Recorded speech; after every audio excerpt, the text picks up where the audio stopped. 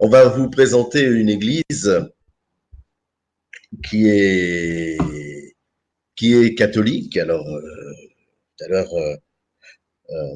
notre sœur Sophie nous disait, oui, j'ai été déçue par les catholiques, mais les catholiques ne sont pas forcément à Rome. Alors, il y en a qui sont romains, c'est-à-dire qui ont choisi, qui sont nés, enfin, un peu comme nous tous, peut-être aussi à la base, dans une église catholique romaine. Et puis, il y a des évêques qui, un jour, ont fait scission, non pas avec la catholicité, mais avec le pouvoir dans l'Église.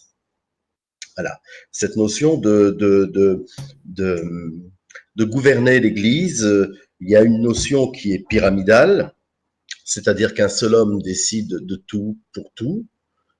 Donc, il délègue forcément, mais voilà. Donc là, dans l'Église romaine, on a le pape et on a après des cardinaux, des évêques, des dicastères, etc., et des prêtres et des fidèles.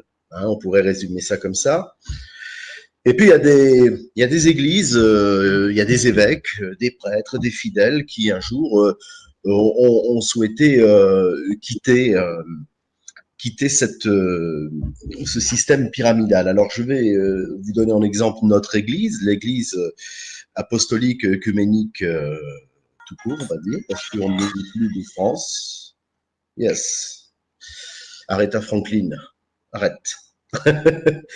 Voilà, donc dans notre Église apostolique œcuménique, eh bien, alors on a non pas un fondateur, mais on a un référent qui est Monseigneur Charles Duarte Costa. Charles Duarte Costa, duquel nous tenons notre succession apostolique. Alors, je pourrais vous la mettre, mais allez sur le site, notre succession apostolique. Hein. Donc, vous pourrez voir qu'effectivement, l'église de Rome n'est pas très, très loin en dessus de ma tête et de la tête de mes frères évêques. Mais, voilà, Charles Duarte Costa était un évêque brésilien, catholique romain. Il a été évêque de Botucatu, pour tout vous dire, c'est un diocèse brésilien. Et Monseigneur Duarte Costa s'occupait beaucoup des plus pauvres, que l'on appelait à l'époque horriblement d'ailleurs au Brésil, qui étaient sous une dictature, les indigènes. Et donc ces indigènes étaient un peu des parias, hein, c'est un peu les mêmes parias pour lesquels en tout cas Jésus avait un cœur comme ça. Et donc, c'est les parias de l'évangile, hein, la cour des miracles, les indigènes. Donc, ceux qui vivaient qui vivent encore aujourd'hui d'ailleurs malheureusement, dans des favelas. Et Duarte Costa a tout vendu, tous ses biens, etc., pour pouvoir rejoindre ces pauvres. Alors, c'était pas spécialement bien vu dans une église à l'époque qui était quand même assez grandiloquente. On est sous le pape Pie XI et puis après on arrive sous le pape Pie XII. Bon, on a une vue du Saint-Père qui est une vue très, enfin plus que patriarcale, quoi. Hein. Il y a la tiare, triple couronne. Au fait, le Christ roi demain, vous voyez. Donc, Christ nous a bien évidemment dit que son royaume n'était pas de ce monde. Et pourtant, là, quand on voyait les papes à l'époque, on avait l'impression, effectivement, de voir des rois, des têtes couronnées. Quoi, hein, voilà. Donc, Duarte Costa a tout vendu. Hein. Il a quitté d'ailleurs son palais épiscopal pour pouvoir s'occuper avec ses prêtres, les prêtres de son diocèse et beaucoup de fidèles, des plus pauvres, pour leur apporter ce qu'ils pouvaient financièrement, en tout cas à manger, mais surtout de l'amitié, de la compassion, de l'amour et de l'affection. Voilà.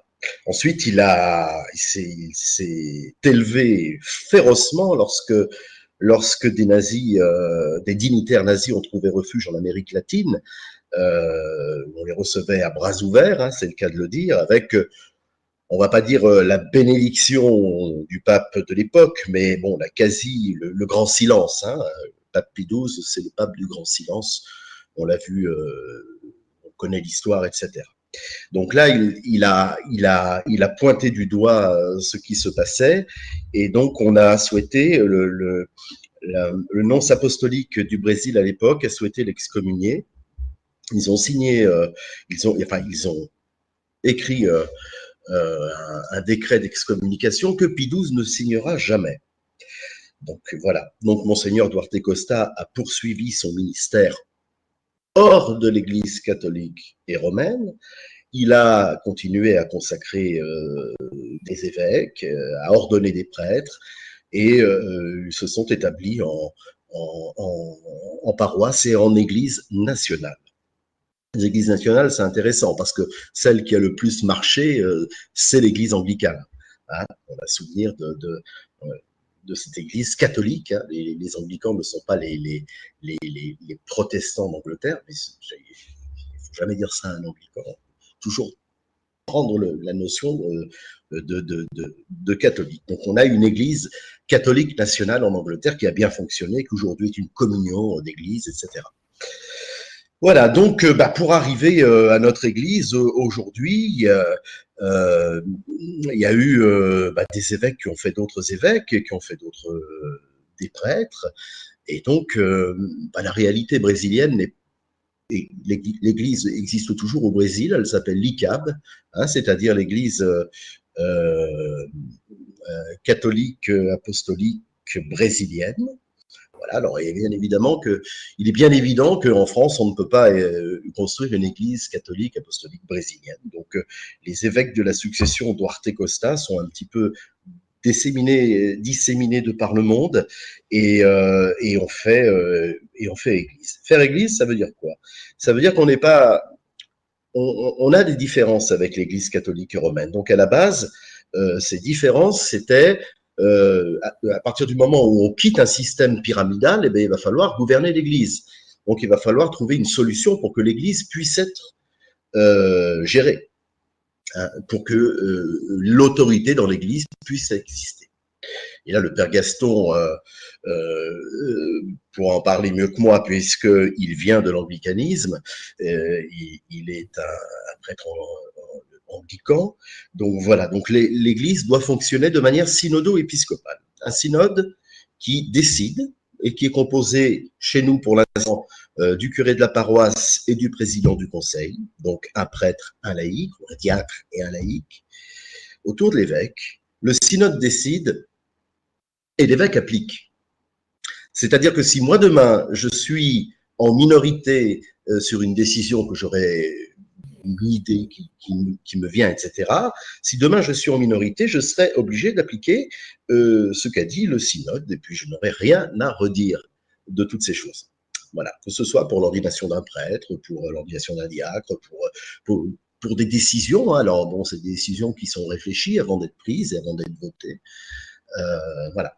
Donc nous fonctionnons comme ça au niveau de l'autorité dans l'Église. Ça, c'est la première différence. Seconde différence, donc ce qui fait que en fonctionnant de manière synodo-épiscopale, c'est pas vraiment le cas du Brésil. Hein. Le Brésil a quand même encore un système très clérical, on va dire. Hein. Voilà. Donc nous, en Italie, en France et dans d'autres pays, aux États-Unis notamment, bon, on a ce système qui est mis en place. Ce système mis en place, bien évidemment, eh bien, le synode après, eh bien, va valider des décisions, va réfléchir. Et donc, on a réfléchi. La première des choses, ça a été l'ordination des prêtres. Alors, il faut savoir que les ordinations sont complètement valides pour Rome, même si personnellement, moi, c'est pas ma tasse de thé d'être reconnu ou pas par Rome, mais pour vous donner juste un petit exemple, et après je quitte le Brésil, à la mort du fondateur, Duarte Costa, deux évêques qui avaient été consacrés après coup par Duarte Costa, c'est-à-dire après le schisme, ont souhaité retourner à Rome sous le pape Jean XXIII, et l'un des deux était marié. Voilà, ils ont été reconnus, récupérés donc par Rome en tant qu'évêque, ils n'ont jamais été réordonnés, et l'évêque qui était marié s'est retrouvé évêque coadjuteur de Madrid, si mes souvenirs sont bons, ou alors d'un diocèse proche de Madrid, et il a vécu en tant qu'évêque coadjuteur toute sa vie avec sa femme, etc. Donc pour vous dire qu'au niveau de la succession apostolique, pour nous, on s'en fout un petit peu. Enfin, on s'en fout pas d'avoir une succession valide. Mais moi, ce que Rome pense, je m'en fous. Par contre, lorsqu'il nous attaque, eh bien, parce qu'il nous attaque quand même, malheureusement, hein, même si nous, on doit garder des liens fraternels avec eux, ils nous attaquent ou ils nous attaqueront un jour. Et donc, il faut toujours répliquer par cela et par la succession apostolique qui est ininterrompue, en tout cas, depuis les apôtres. Et qui n'est pas donc si vieille que ça au final. Voilà, donc les différences se votent en synode, se réfléchissent et se votent en synode. C'est ainsi que nous, notre Église de France, bien nous avons décidé d'accueillir le tout autre tel qu'il est. Alors j'aime bien cette notion du tout autre, vous m'entendrez souvent la dire. Le tout autre, hein, c'est-à-dire demain en fait le Christ roi encore une fois, hein, avec un évangile pour ceux qui suivent pour ceux qui suivent les lectures du jour, l'évangile, j'avais faim, vous m'avez donné à manger, hein, j'étais nu, j'étais en prison, vous m'avez visité, etc. Donc, pour bien expliquer la royauté du Christ, c'est celle-ci. Et qui est le Christ aujourd'hui? C'est vous toutes et nous tous ensemble. Nous sommes le corps du Christ, nous dit Paul. Donc, accueillir le tout autre tel qu'il est, sans exclusion. Voilà, pas de souci avec les gens que l'on prend tels qu'ils sont, dans l'état qu'ils sont. S'ils sont capables d'aimer, eh bien, ils font partie de l'Église corps du Christ et nous devons nous en nourrir et les nourrir. Voilà. Je crois que c'est important. Donc, effectivement, nous avons un accueil pour les divorcés remariés. Alors, tout ça, ça ne veut pas dire que nous sommes l'Église des prêtres mariés ou des divorcés remariés. Hein. C'est pas pour ça que l'Église existe, mais c'est avec ça, avec toutes les personnes qui constituent l'Église. Voilà. Pour vous donner un exemple, l'évêque qui m'avait ordonné diacre était un divorcé, remarié, puis devenu veuf et remarié. Ensuite, eh bien, notre synode a voté dernièrement, au mois d'avril, c'était pendant le dernier confinement, on avait fait un synode en ligne comme ça, l'ordination des femmes au diaconat et au sacerdoce, parce que voilà, parce que c'est comme ça, parce que alors il y en avait qui étaient pour, il y en avait qui étaient contre, la majorité a voté pour, et aujourd'hui, eh bien, la majorité se plie à tout cela.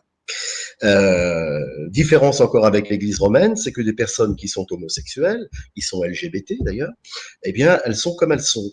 Et personne ne doit les juger, pas plus qu'un hétéro doit être jugé pour la vie qu'il a. Voilà, chacun est libre d'aimer qui il veut dans sa vie. Et donc, eh bien, nous, au nom de l'Église, nous bénissons ces couples-là à partir du moment où ils ont une démarche souhaitant mettre Dieu dans leur vie. Voilà, donc pas d'exclusion, pas de, on est proche du tout autre tel qu'il est, on l'accueille tel qu'il est, et je puis vous assurer que je vois souvent beaucoup plus d'amour dans les gens que le citoyen lambda diront ils sont pas normaux, que dans les castes qui au final n'ont pas leur place dans l'Église du Christ. Tout le monde a sa place, bien évidemment, mais quand on pense aux castes, etc., je veux dire, il faut un jour ou l'autre changer. Voilà, donc nos différences sont ici. La différence fondamentale de notre Église, comme de beaucoup d'églises, je pense aux vieux catholiques d'Utrecht, je pense aux Mariavites, je pense, quoique les Mariavites ont quand même gardé un petit système clérical, mais je pense à l'anglicanisme, bien évidemment. Donc toutes ces églises-là ce véritable changement qui change tout, c'est l'autorité dans l'Église. Et le système d'autorité dans l'Église qui n'est plus pyramidal, mais qui est partagé. C'est-à-dire que les présidents de paroisse, les prêtres sont élus, les évêques sont élus, les présidents de paroisse sont aussi élus, ainsi que les conseils de paroisse. Hein. Voilà, donc tout le monde est élu à l'unanimité et les responsabilités doivent être partagées. Alors, c'est pas toujours le cas. Hein. On a pu voir dans notre Église quelques petits soucis ça et là. C'est un petit peu normal parce que tout le monde vient du catholicisme romain. Donc tout le monde, quand il veut prendre une décision, il appelle Monseigneur en disant, Monseigneur l'évêque, en disant voilà, j'aimerais faire ci, j'aimerais faire ça, j'aimerais avoir ton aval. Moi, je peux pas te donner mon aval. Oui, je peux te dire je suis d'accord ou pas avec toi, hein, mais je suis obligé de passer par la case synode. Voilà. Et comme ça, les responsabilités sont partagées et tout le monde a sa part de responsabilité dans l'Église, corps du Christ, qui rassemble les laïcs, les prêtres et les fidèles. Hein, nous vivons ainsi notre baptême dans le sacerdoce universel, dans le don de prophétie et dans la royauté que nous fêterons dignement demain. Et permettez-moi de vous souhaiter à toutes et à tous, frères chrétiens, une bonne fête, parce que le Christ le roi, c'est votre fête à toutes et à tous. C'est la nôtre, parce que c'est nous le Christ, nous sommes le corps du Christ.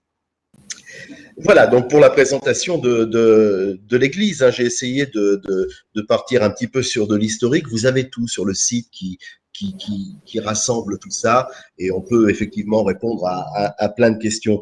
Moi, ce qui m'intéresse dans une Église, c'est pas son passé, c'est son avenir.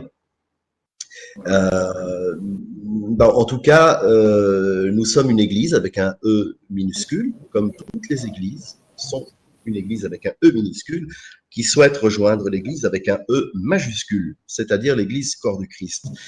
Et comme le disent nos frères anglicans dans le quadrilatère de Lambeth, ils disent nous sommes une église avec un E minuscule provisoire.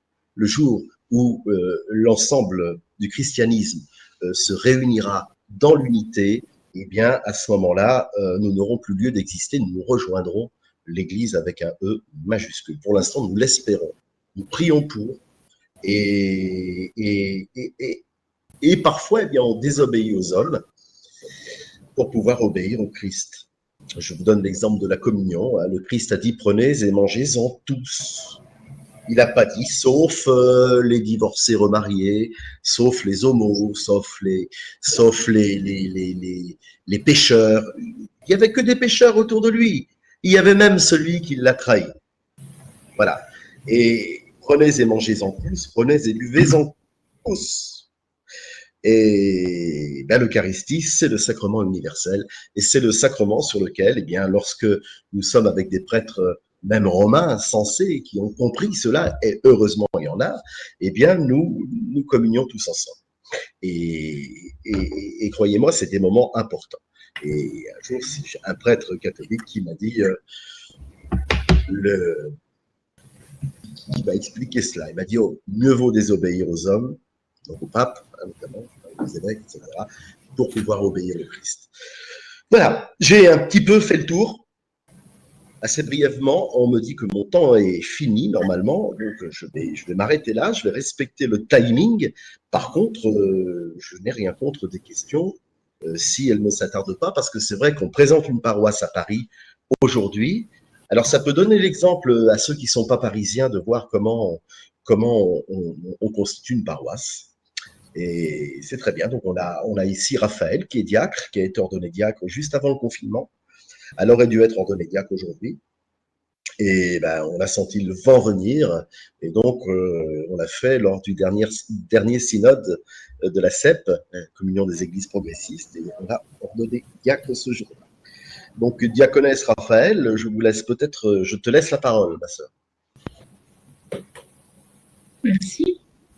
C'est bon pour le son? Ouh là là. C'est bon pour le son? Pardon? Vous m'entendez bien ou pas? On t'entend très mal. Je peux rien faire. Parce que si je me déconnecte, j'ai peur que ça coupe tout. Vous m'entendez pas du tout? Oui. Super, merci. Alors, on avait prévu de présenter maintenant le fils diaconal, parce que dans les gens avec qui, que j'ai essayé d'emmener le long de mon cheminement vers le diaconat, voilà, il y en avait plusieurs qui ne connaissaient pas et qui ne savaient pas ce que c'était. Donc, on s'est dit qu'on allait le présenter rapidement. De toute façon, c'est assez proche quand même de la messe. Donc, ça commence très curieusement par le rite d'entrée.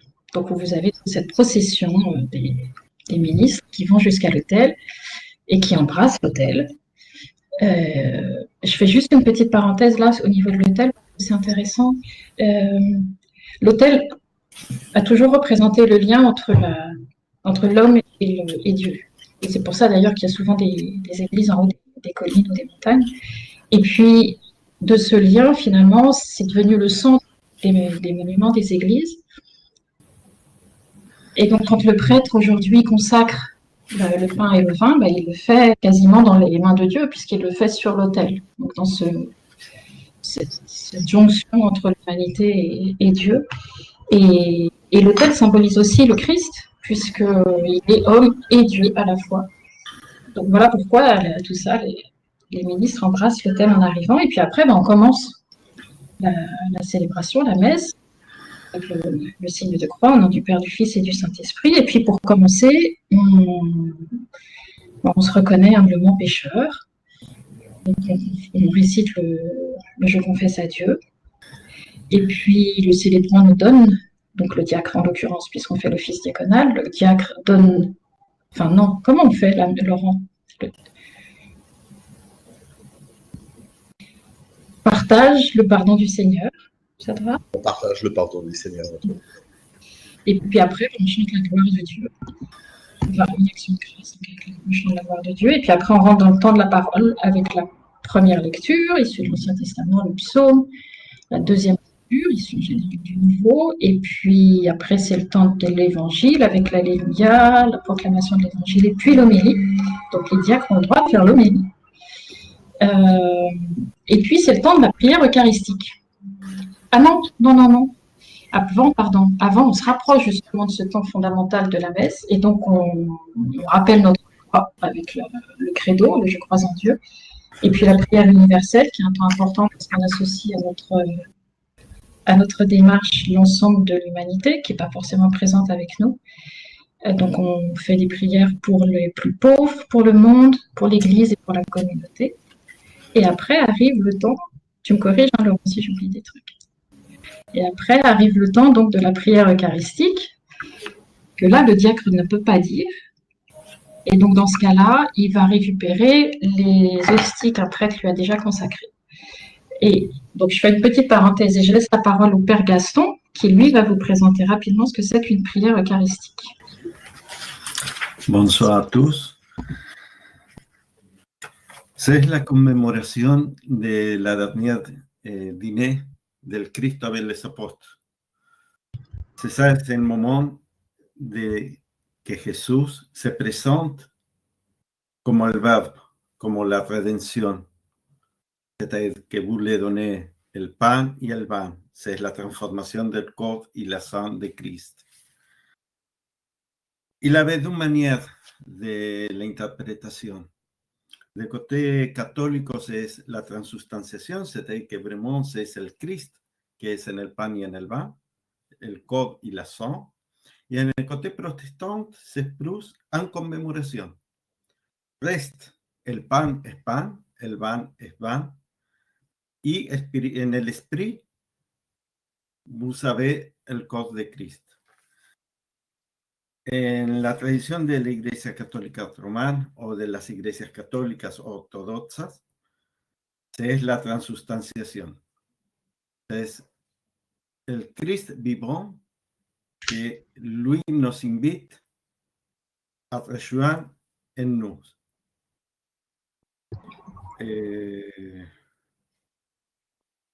C'est ça, es la comunión. C'est ça, la comunión de tous.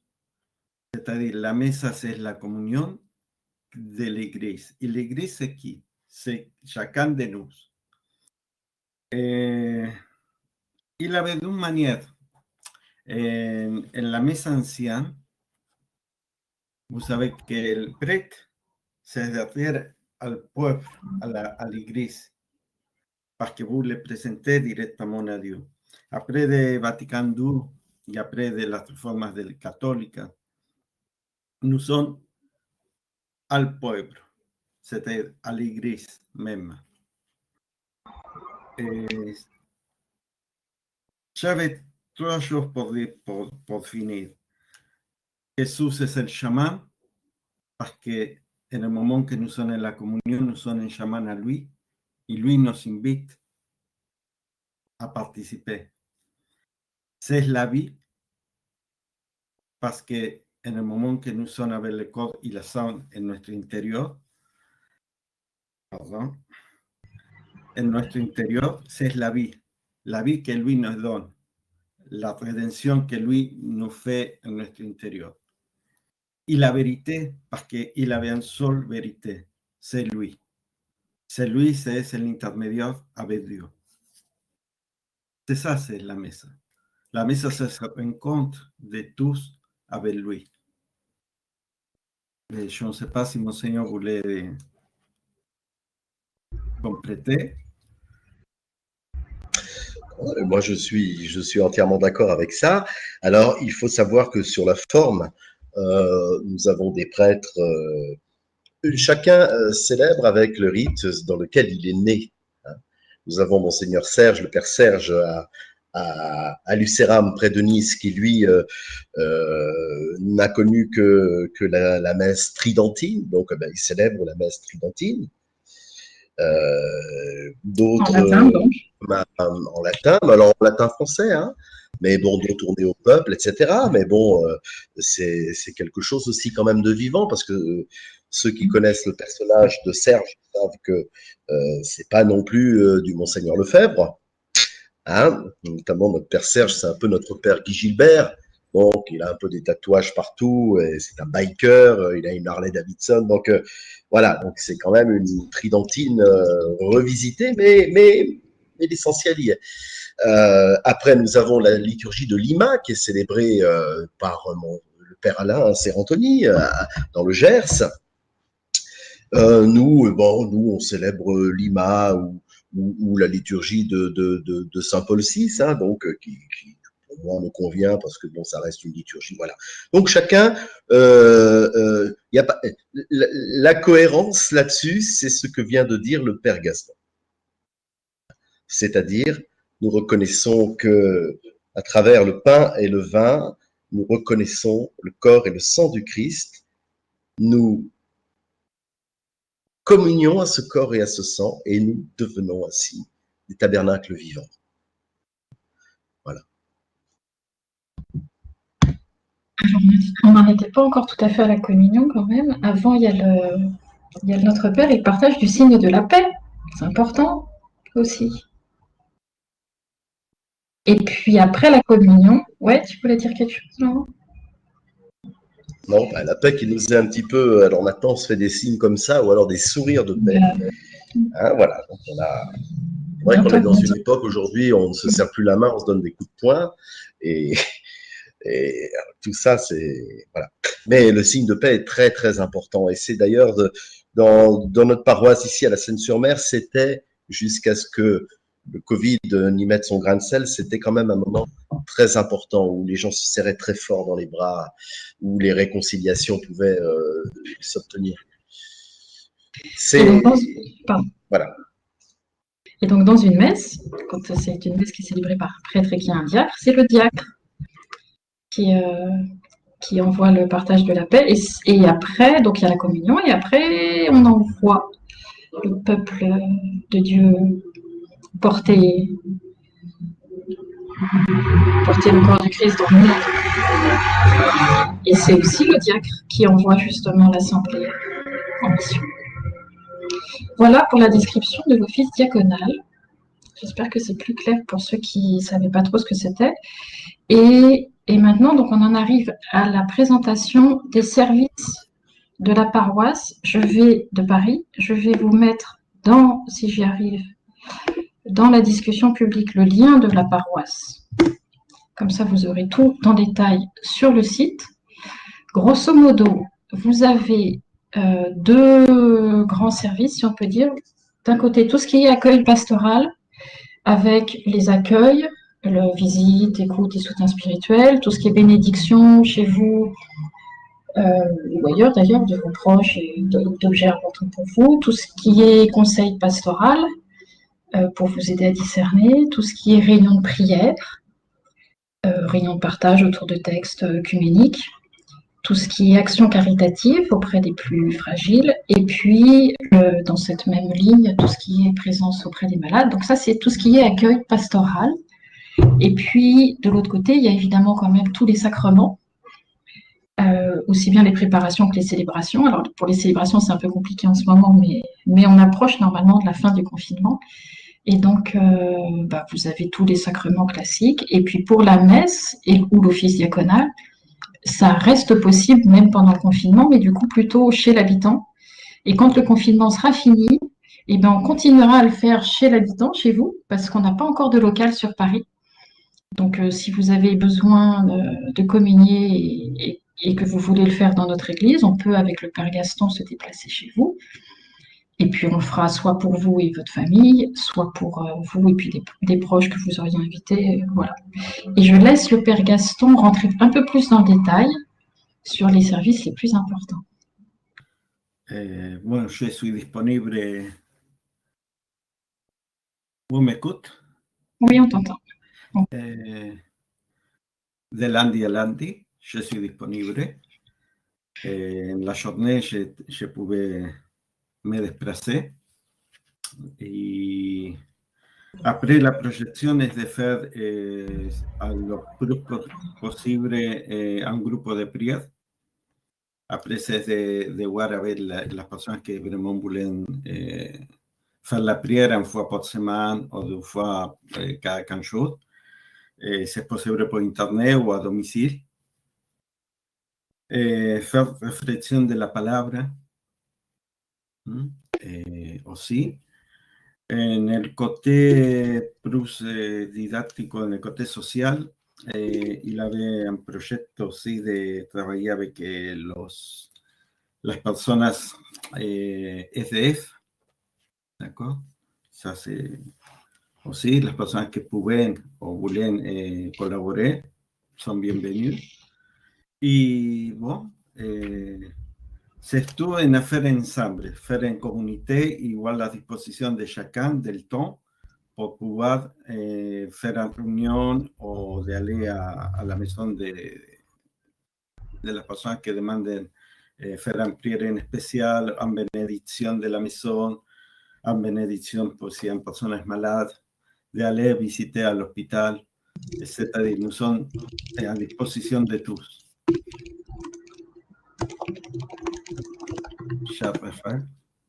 Ouais, alors je viens de me rendre compte que nous avons oublié de nous présenter.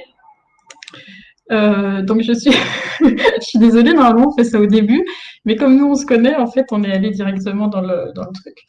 Gaston, tu veux te présenter rapidement quand même, parce que tu as un petit accent, donc ça peut susciter la curiosité. Non, parce que c'est léger, excuse-moi. C'est très bon mon français, attention.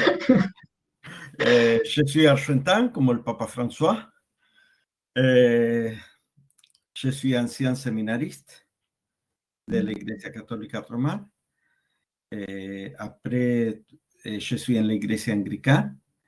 Je suis missionnaire aussi. J'ai travaillé beaucoup avec les personnes CDF et en addiction. Bon, après, je suis en el 2000 en l'immigration ici en France. Je continué de travailler. Aujourd'hui aussi, je travaille avec les personnes handicapées.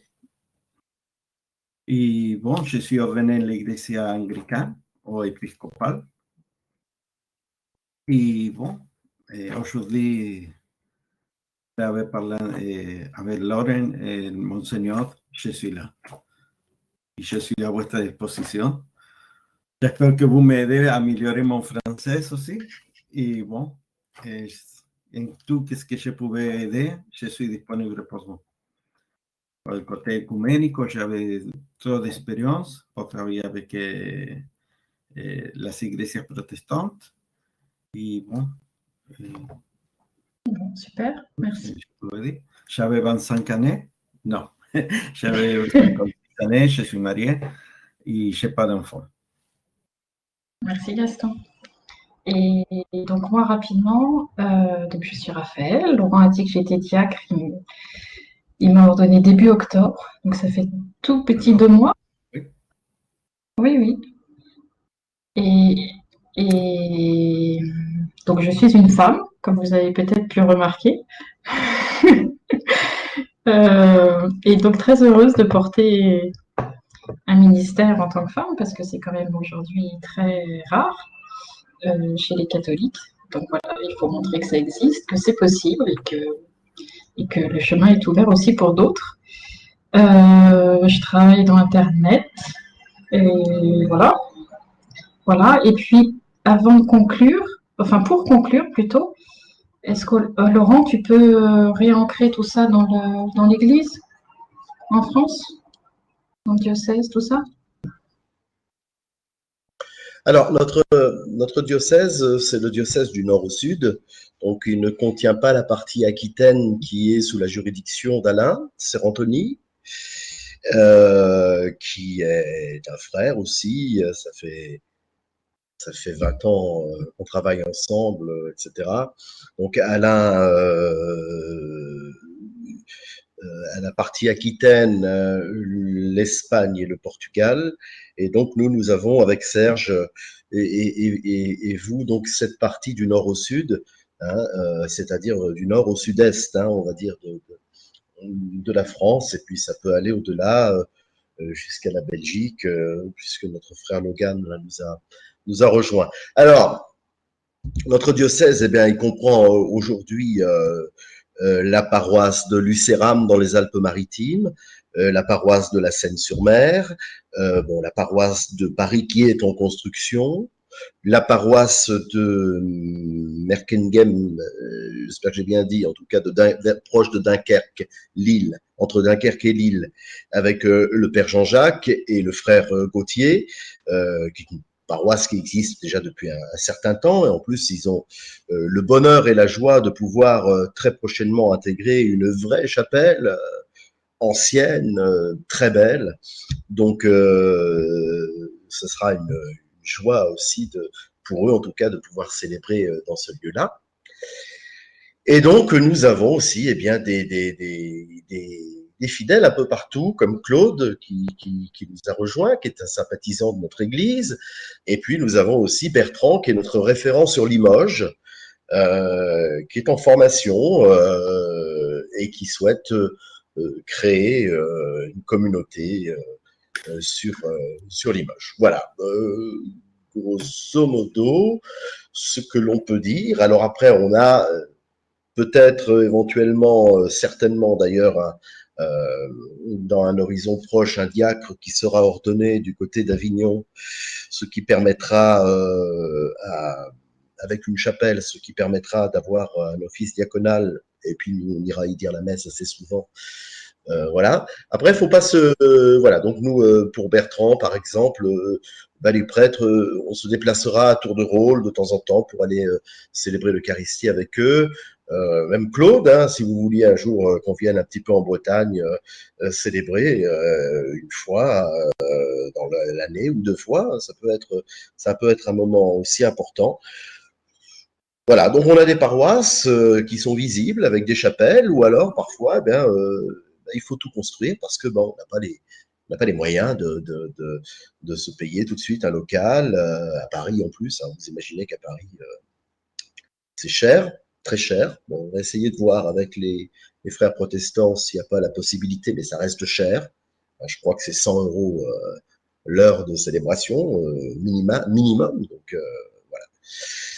Voilà, donc pour l'instant, Paris en est là, mais Paris, c'est une force parce qu'il y a quand même déjà un prêtre, un diacre, une diacre, hein, et que peut-être deux prêtres un jour, parce que bon, Raphaël qui est diacre peut être un jour prêtre, hein, parce que on leur donne pas que des femmes diacres, on les ordonne aussi prêtres quand le synode le vote et quand la paroisse le demande.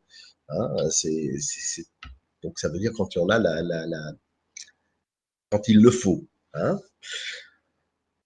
Voilà ce que je peux vous dire de ce diocèse qui prend forme, qui prend vie. Alors après, l'Église en France, puisque je suis l'évêque président, elle fonctionne bien aussi. Donc on a dans le sud-ouest, il y a pas mal il y a pour l'instant, il y a 3 paroisses,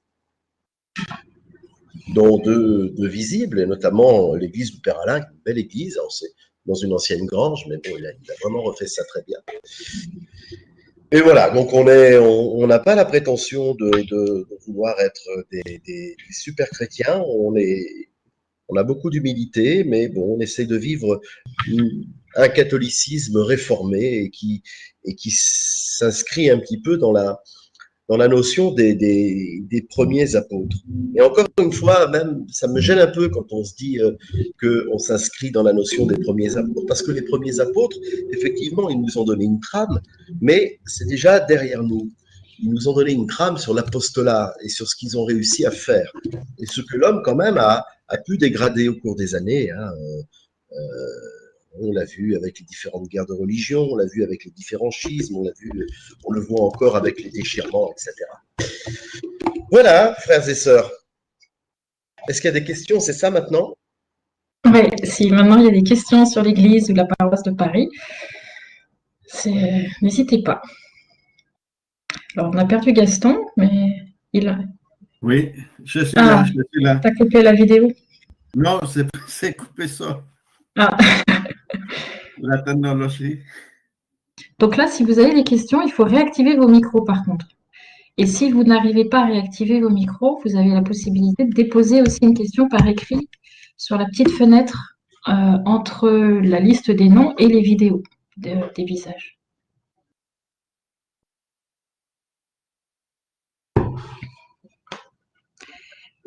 Et en attendant peut-être la première question, je reviens juste sur un truc que tu as dit, Laurent, sur le financement des chapelles, parce qu'on n'a pas parlé tout à l'heure du fait que les prêtres travaillent. Donc il n'y a pas évidemment de salaire comme dans d'autres organisations que je ne citerai pas, mais donc les prêtres travaillent et ils n'ont pas forcément évidemment les moyens en plus de payer un local pour la chapelle.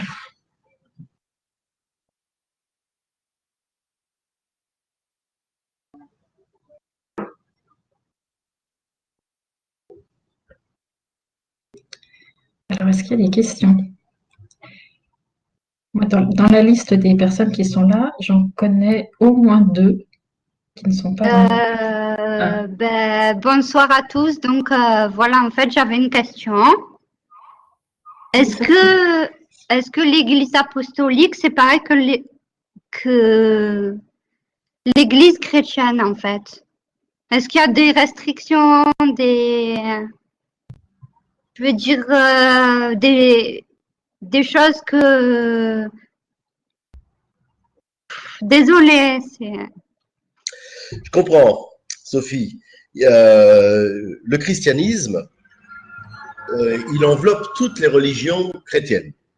Hein, il enveloppe les protestants, les catholiques, les orthodoxes, les anglicans, les vieux catholiques, voilà. Donc ça, le christianisme, c'est ceux qui reconnaissent que Jésus-Christ est le Messie. Ensuite, des restrictions, nous, on n'en a pas. On ne veut simplement que se bonifier et que si un jour un frère ou une sœur se paume un peu sur la route comme ça, être là pour le récupérer sans juger, mais en lui disant peut-être, tiens, tu as un petit peu fausse route, ou voilà, on en parle, on en cause, on boit un coup, on prie. Il faut soigner les cœurs. Hein. Il ne faut pas soigner les cœurs, ça ne veut pas dire les montrer du doigt et les rendre coupables, ou faire des histoires, ou créer des choses, etc. Alors après, c'est vrai que bon, l'être humain, c'est l'être humain, et que bah, dans notre Église, on n'est pas des aliens, hein, donc forcément, on n'est même pas des anges. Donc, il est évident qu'il y a parfois il peut y avoir des coups de gueule, il peut y avoir des moments où on n'est pas d'accord. Bon, mais des restrictions, bah non, on ne doit pas des restrictions sur quoi, vous vouliez dire, Sophie? Des restrictions, genre, je sais pas, moi, parce que l'Église catholique, en fait, dans laquelle j'étais, c'était à Aubagne, parce que je suis aubagnaise.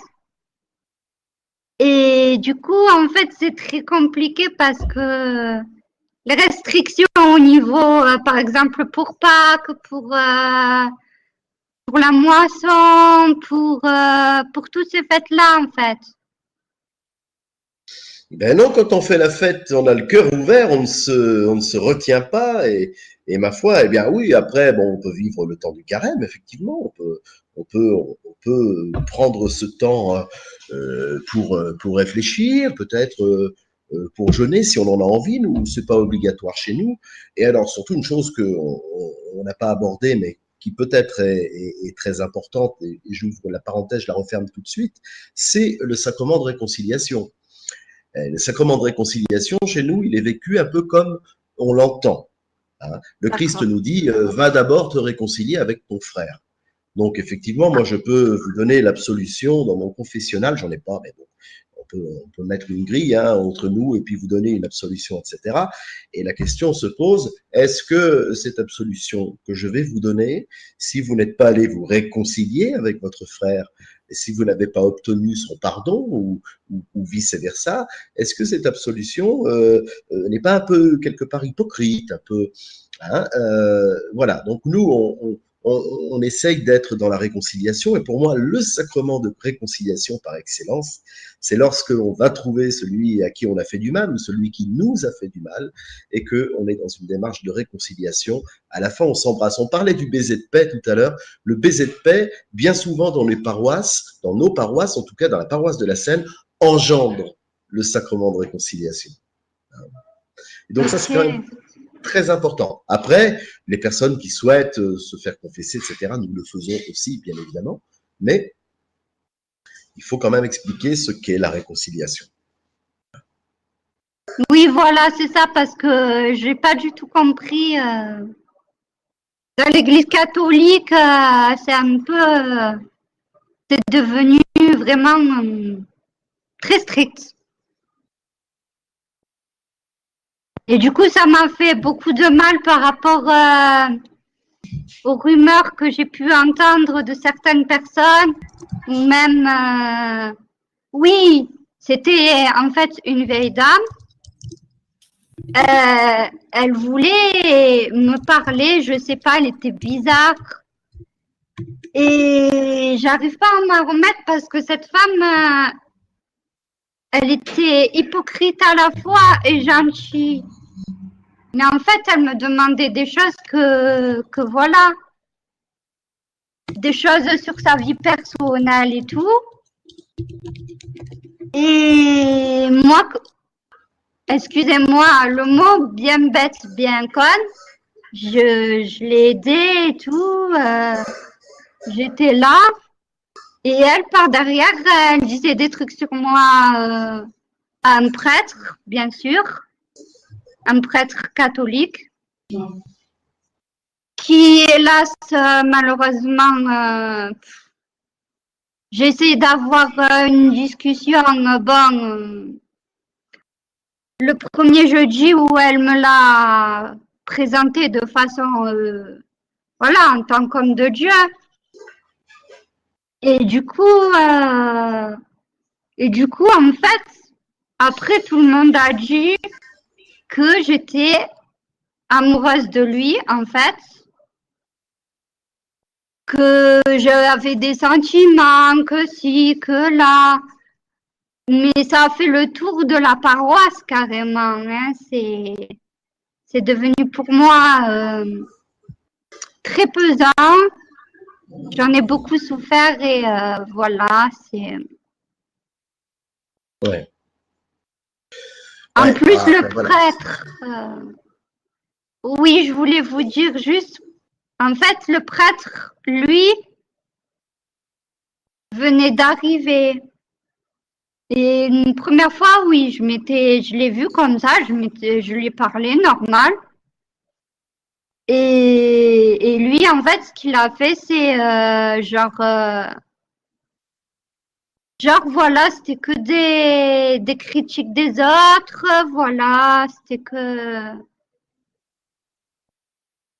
Alors, l'Église, c'est de l'amour, hein. L'Église, c'est de l'amour. C'était un déchirement mal. Et ben, quand on n'est pas capable d'amour, ben, effectivement, c'est qu'on est en panne. Mais il croit qu'il est Dieu, il croit que c'est le plus fort. Il croit que c'est le plus fort, en fait. Voilà. Mais il ne faut pas avoir de la haine, faut prier pour lui, parce que le Seigneur, il reconnaît les siens, ben, les prêtres sont... Oui, il faut prier, il faut prier. Après, prier pour la conversion des cœurs. Ça non, fait rien. J'arrive pas à pardonner, en fait, c'est ça le problème. Le sacrement de réconciliation, ça m'aiderait bien, ouais. Donc, j'ai noté ça. Alors ça, on en parlera ensemble. Tous les deux, si vous voulez, Sophie, en message privé. Oui, oui, je veux bien, oui. C'est important. On en a déjà parlé d'ailleurs, mais on approfondira. Ce qui est important, c'est alors les questions. Là, on a une question de Nicolas de Prémonville. Bonsoir, est-ce que vous êtes en lien avec des membres du clergé chrétien, catho, protestant, orthodoxe? Alors, on est aussi un clergé chrétien, Nicolas. Oui, ça nous arrive. Ça nous arrive. Alors, on ne fait pas que répondre aux accusations ou que s'engueuler avec le clergé romain. On a même l'évêque de Toulon qui était venu il y a 2 ans prêcher un dimanche des Rameaux dans notre communauté. Donc, ça s'était fait très fraternellement. Et pourtant, c'est pas un évêque qui est réputé pour être quelqu'un de très œcuménique, mais bon, ben, il a quand même répondu OK à mon invitation. Protestant, ben, on a de très bons liens avec le clergé, enfin avec le clergé, avec les pasteurs, pardon, protestants. Et l'Église orthodoxe, eh bien, on partage notre lieu avec une communauté orthodoxe aussi. Donc, on a accueilli dans notre chapelle ici à la Seine une communauté orthodoxe. Donc, alors après, voilà. Après, il y a beaucoup de protestants, il y a beaucoup de catholiques, il y a beaucoup d'orthodoxes. Il y a aussi une pluralité dans toutes ces églises-là, même si l'Église catholique romaine essaye de faire une universalité. Bon, ben, il y a des protestants qui sont calvinistes, qui sont luthériens, qui sont évangéliques. Il y a des orthodoxes qui sont roumains, qui sont, bon, etc. Donc voilà. Mais autrement, en général, ça se passe assez bien. Oui, on a participé d'ailleurs à Marseille cette année à la semaine de prière pour l'unité des chrétiens, où ça se déroulait au temple avec un prêtre catholique, un pasteur protestant, un prêtre orthodoxe. Donc voilà. Quand on veut, on peut.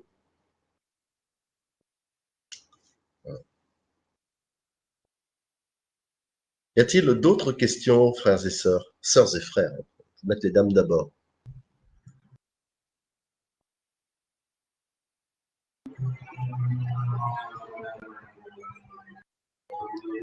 Puis Nicolas, on en reparle quand tu veux.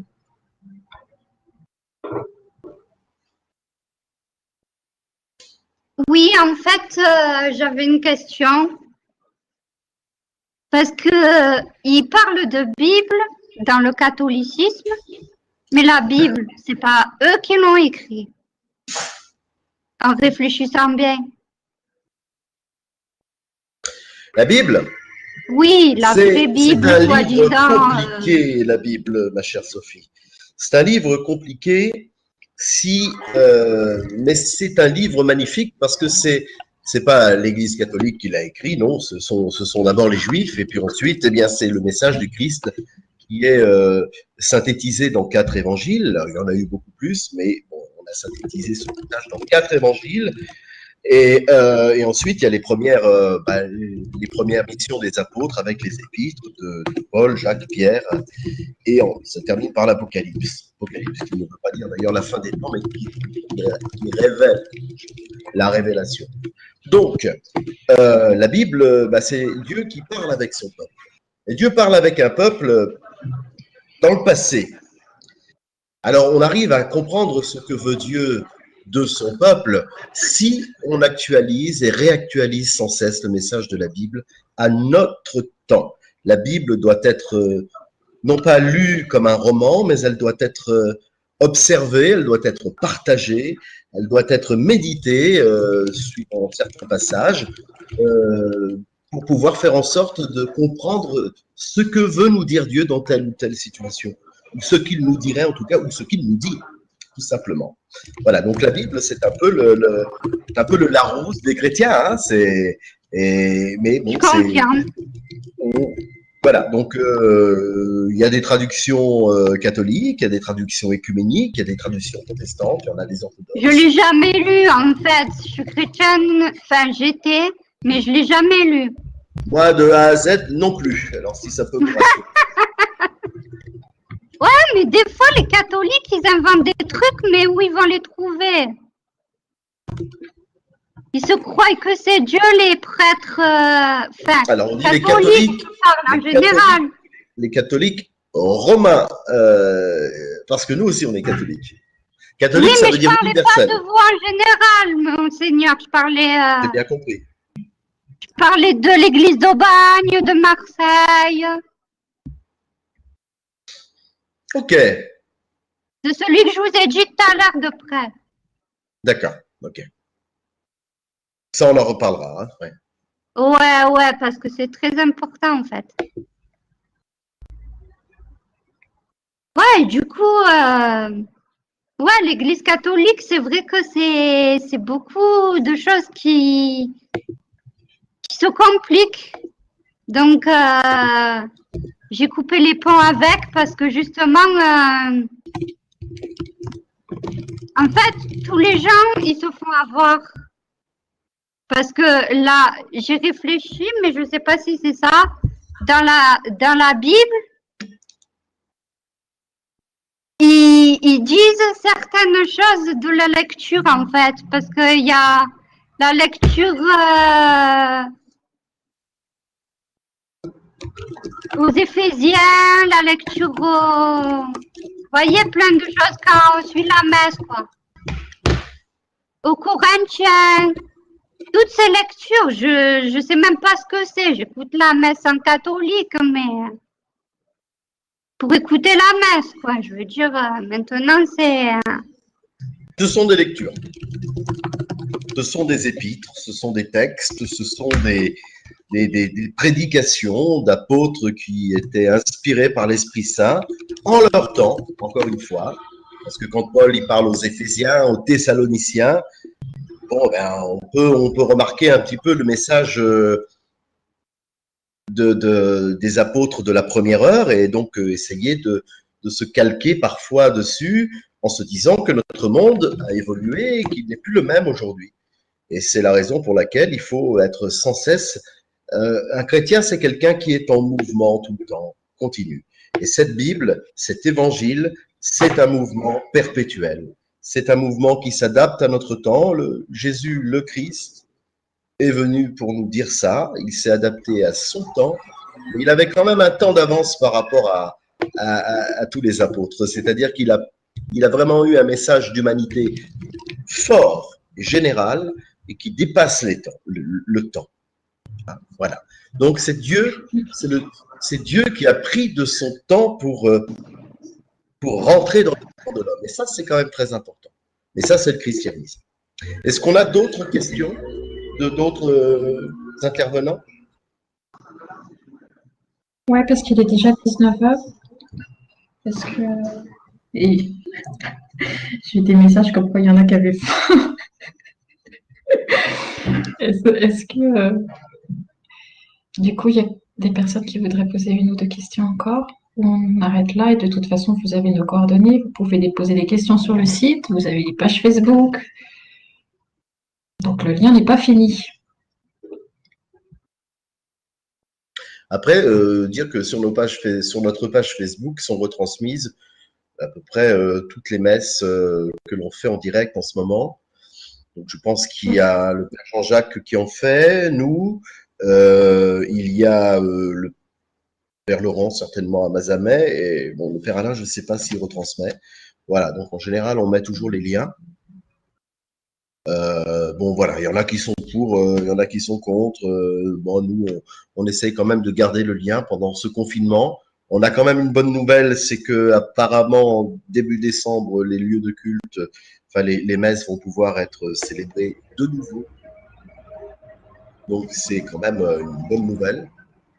Et on pourra se retrouver en paroisse, bien sûr, avec les masques, avec le machin, le truc, mais on pourra se retrouver. Voilà, les amis. Je peux un dernier petit mot sur Paris, Laurent? Juste pour dire que donc la paroisse rappeler que la paroisse est en création. Que donc, s'il y en a qui veulent participer et nous aider à la construire, vous êtes évidemment les bienvenus, que ce soit sur Paris même ou évidemment en proche banlieue ou grande banlieue, ou même ailleurs, puisqu'avec Internet, on arrive quand même à faire beaucoup de choses aussi à distance.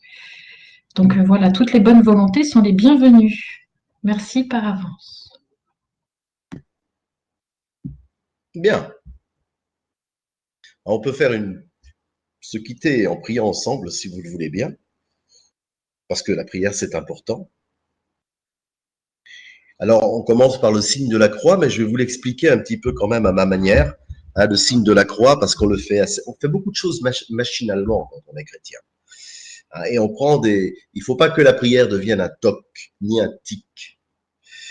Donc, lorsqu'on fait le signe de la croix, on dit d'abord au nom du Père, on met la main sur le front. Alors moi, on voit bien le mien, hein, vous voyez bien, hein, voilà. Donc le front, c'est le cerveau, c'est le Père, c'est le cerveau, c'est celui qui a créé, c'est hein, Abba, Père, le Père. Ensuite, au nom du Fils, on met la main sur l'estomac, c'est celui qui nous apporte à manger, et puis il n'est pas loin du cœur non plus, hein, celui qui nous nourrit. Et ensuite, on met le Saint-Esprit sur les deux épaules parce que c'est celui qui prend par les épaules et qui nous pousse. Et c'est celui aussi qui peut nous prendre dans les bras pour nous consoler. Il est à la fois le souffle, la roua, hein, en hébreu. Hein, la roua qui est un terme féminin. Et il est à la fois le souffle et il est aussi le consolateur. Du grec parakletos, il est aussi l'avocat, etc. Voilà. Donc, on va faire ce signe de la croix en pensant bien au nom du Père et du Fils et du Saint-Esprit. Amen.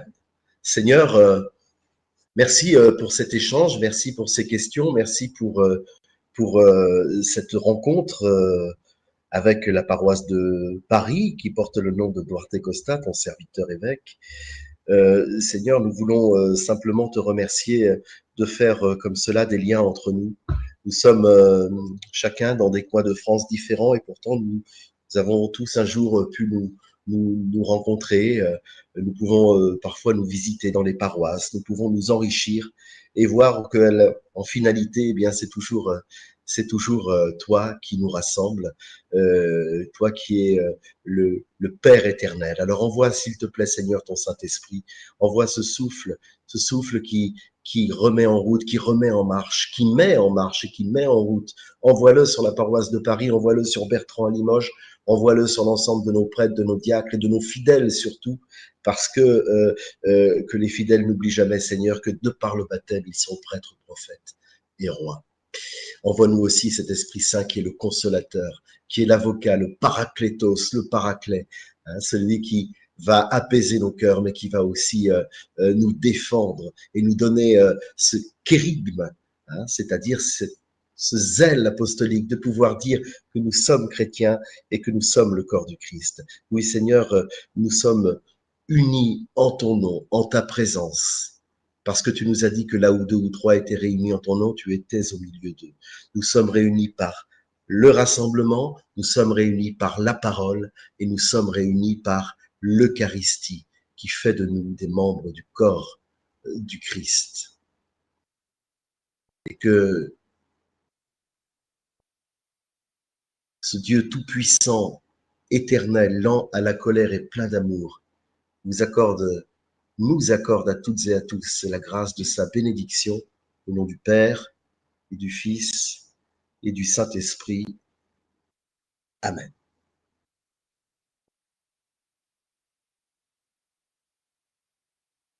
Merci Laurent. Merci à vous toutes, à vous tous.